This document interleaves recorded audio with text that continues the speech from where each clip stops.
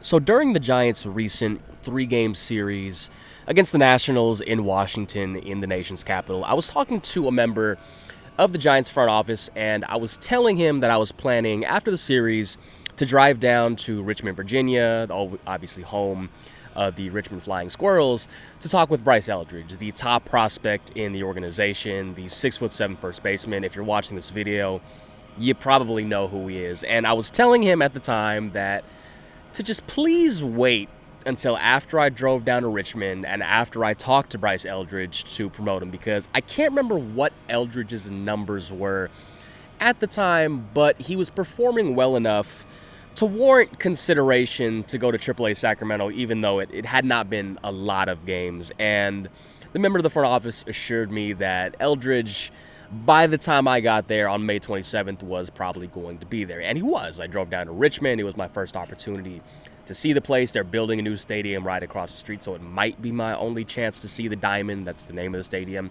And me and Eldridge had a 15-minute conversation. I published a story on Sunday about how he was playing close to home. He was enjoying that opportunity to play close to home. It's about 100 miles from Vienna, Virginia, and he went to James Madison High School. And the kicker that I had in the story was he had the opportunity to spend Mother's Day with his mom. The question then was he going to be able to spend Father's Day with his dad? And when I wrote that, I thought, maybe that might be a little too quick. Maybe they might want to have him play more games with Double-A before getting promoted to Triple-A. Evidently, that was not the case, as you can tell by the title of this video, the accompanying article with it.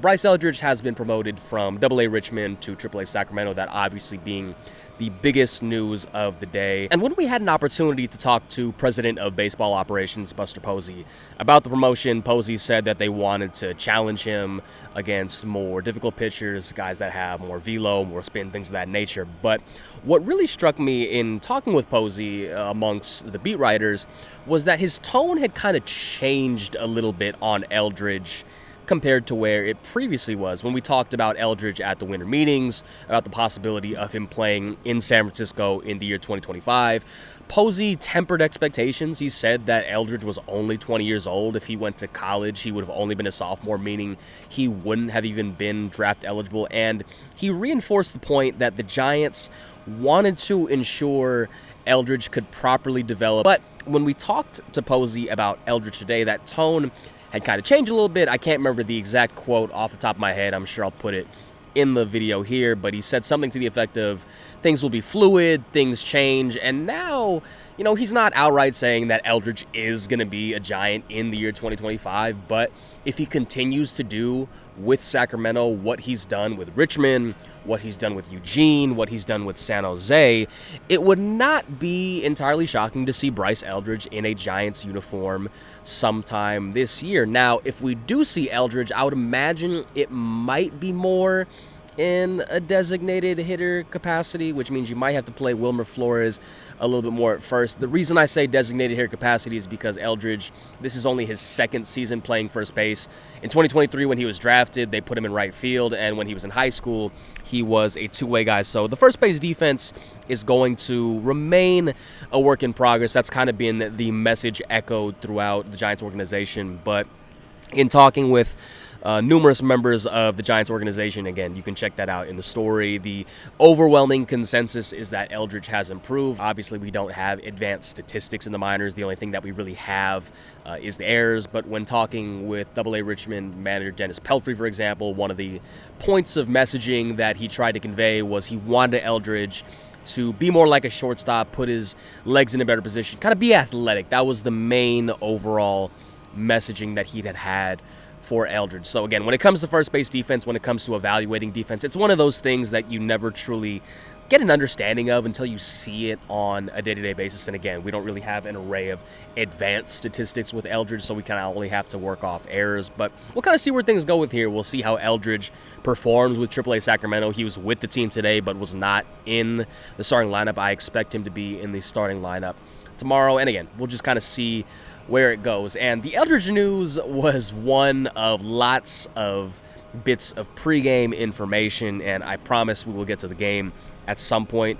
Because in addition to Bryce Eldridge, Robbie Ray was named the May Pitcher of the Month, and this shouldn't come as too much of a shock given how well Robbie Ray pitched in the month of May. I think he did have a quality start or something close to it in every start throughout the month. I believe he's on a stretch of 7 consecutive outings with a quality start. His 1.38 ERA in the month of May was the lowest that he's had in a singular month in his Major League career. It's the second time in his Major League career that he's won Pitcher of the Month. And after we talked to him, we were kind of joking about what award he physically receives for winning Pitcher of the Month. And I kind of joked with him. I was like, do you get like a $50 gift card? But apparently you get like a plaque, but they don't mail it until really later in the season. And anyway, Jordan Hicks goes on the 15-day injury list retroactive to June 2nd. It's June 3rd due to a right great toe inflammation. Great toe is just the big toe.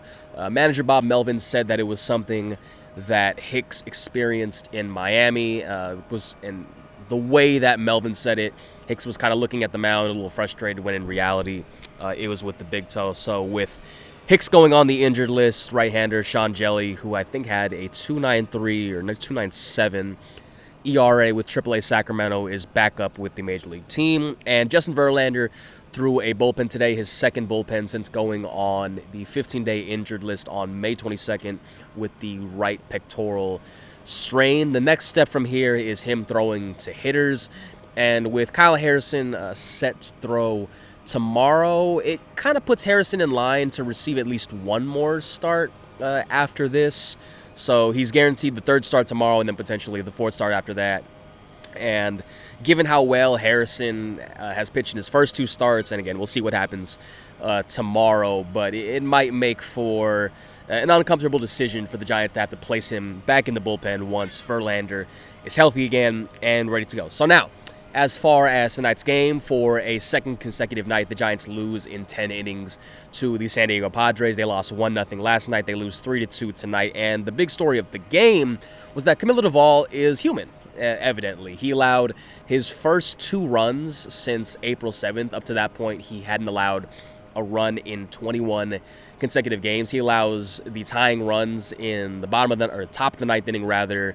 Spencer Bivens allows the go-ahead run in the top of the 10th inning, and the Giants aren't able to push across the tying run in the top of the 10th, or the bottom of the 10th inning, rather, despite having a runner on third with 1 out for the top of the order. And the only offense that the Giants were able to generate tonight came off the bat of Elliot Ramos's 2-run homer in the bottom of the 3rd inning. It was a homer that, kind of interestingly enough, out the box, hits it to center field and instantly knew it was a homer. They stopped and admired it for a second, and I'm thinking, oh, that's to the deeper part of the ballpark. I don't know if it's guaranteed to clear it, but cleared it with plenty of distance for his 11th homer of the season. And it was a much-needed swing of the bat after the Giants were shut out yesterday, but that was the only offense that they were able to muster. And on a night where Landon Roop was pitching as well as he did, he goes 6 1/3 scoreless innings. It looked for a little bit that it may have been enough. Eric Miller and Tyler Rogers both threw, Miller threw 2/3 of a scoreless inning in the 7th. Rogers threw a scoreless inning in the 8th. And while they were technically both scoreless, it was of the nail-biter variety. Both of them had runners in scoring position at various points in their innings, but they were able to weasel their way out of it. And when Doval came in the 9th, you're thinking, okay, is Doval going to be able to do this as well, given that, especially during the Miami trip, they did a lot of that. They would get into situations where runners were in scoring position with 2 outs, and the bullpen would be able to weasel out of it. But Doval was not able to do so tonight.